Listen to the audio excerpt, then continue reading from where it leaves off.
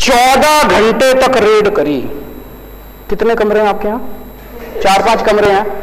4-5 कमरे में toilet, 2-3 toilet हैं, रसोई है। सारा छान मारा इन्होंने, सारा छान मारा इन्होंने, इतना गहन जांच करी। दीवारों यूं यूं करके देखा, खोखली तो नहीं है दीवार, इसमें तो जेवर नहीं रख रखे, इसमें जो पिक्चरों में दिखाते।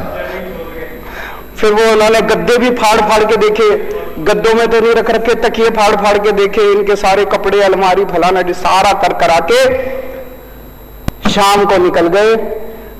अठन्नी भी नहीं मिली। दिल्ली की सरकार खत्म की जाए। ये दिल्ली की सरकार जब तक खत्म नहीं करेंगे तब तक ये इसी तरह से अच्छा काम करते रहेंगे।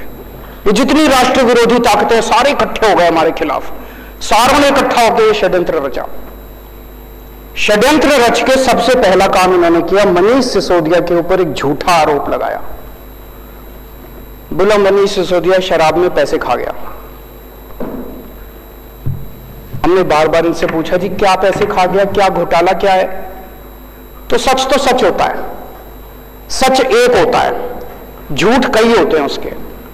तो इनका एक आदमी बोला जी 1.5 लाख करोड़ रुपए का शराब घोटाला हो गया। 1.5 लाख करोड़ तो दिल्ली का बजट ही नहीं है, इतना शराब घोटाला कहां से हो गया? फिर इनका एक प्रवक्ता था, एक बड़ा सीनियर लीडर, एक डिबेट में बैठा था, वो कहता है 8,000 करोड़ रुपए का घोटाला हो गया। तो मैं देख रहा था, सौरभ उसके साथ था। सौरभ ने पूछा घोटाला क्या है?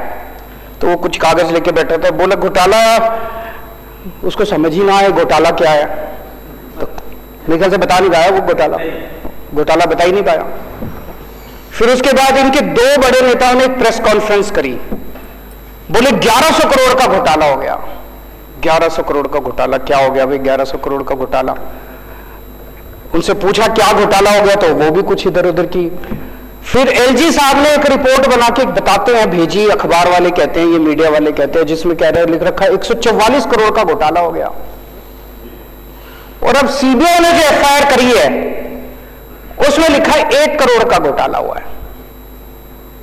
और घोटाला क्या है सीबीआई की एफआईआर में? उसमें लिखा है कि एक शराब के वाले ने दूसरे शराब वाले के बैंक अकाउंट में 1 करोड़ रुपए जमा कराए।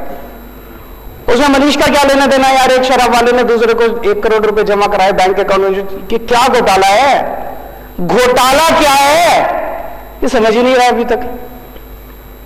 ये अभी आज है नहीं, आठों को अगर आप अगले अलग अलग कमरे में बिठा देते और एक एक से पूछते बता घोटाला क्या है, तो 5 को तो पता ही नहीं होता घोटाला क्या है। 3 अगर कुछ बताते तो ये कुछ बताता, ये कुछ बताता और ये कुछ बताता, क्योंकि झूठ तो अलग अलग होता है ना, सच एक होता है। सच क्या है? कोई घोटाला नहीं हुआ। सबसे ट्रांसपेरेंट पॉलिसी थी, कोई घोटाला नहीं हुआ। ये सब झूठे आरोप लगा रहे हैं। आरोप लगा के इन्होंने एफआईआर कर दी मनीष सिसोदिया के खिलाफ। अगले दिन रेड करने इनके घर पहुंच गए। 14 घंटे तक रेड करी। कितने कमरे हैं आपके यहां? 4-5 कमरे हैं। 4-5 कमरे में टॉयलेट, 2-3 टॉयलेट हैं, रसोई है।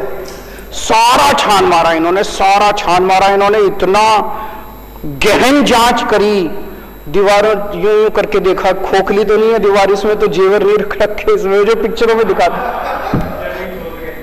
फिर वो उन्होंने गद्दे भी फाड़ फाड़ के देखे, गद्दों में तो नहीं रख रखे, तकिए फाड़ फाड़ के देखे, इनके सारे कपड़े, अलमारी, फलाना सारा कर करा के शाम को निकल गए। अठन्नी भी नहीं मिली,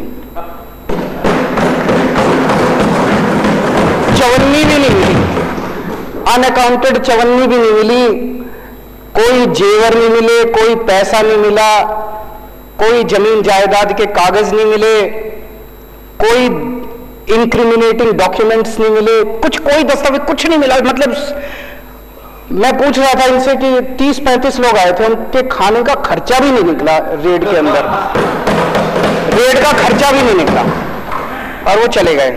आज 7 दिन हो गए, 8 दिन हो गए रेड को, अभी तक कुछ पता नहीं चला भाई इनके यहाँ क्या निकला। कुछ नहीं निकला इनके यहाँ, पूरी की पूरी फर्जी रेड थी। जब रेड खत्म हो गई तो हम सोच रहे थे क्यों कर रहे हैं। अगले दिन मनीष सिसोदिया जी के पास इनका कोई आदमी संदेश भेजता है।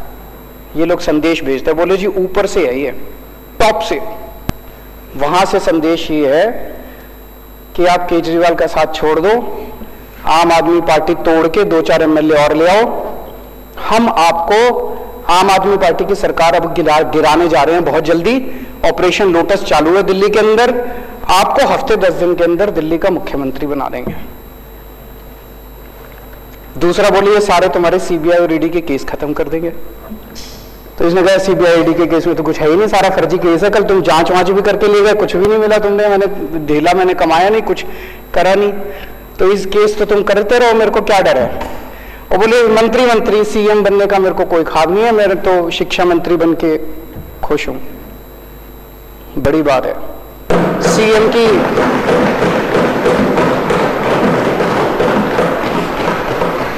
की कुर्सी ठुकराना कोई हंसी खेल थोड़ी है।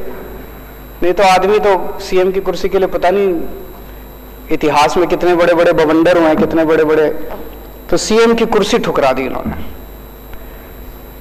मैंने पिछले जन्म में कुछ पुण्य किए होंगे जो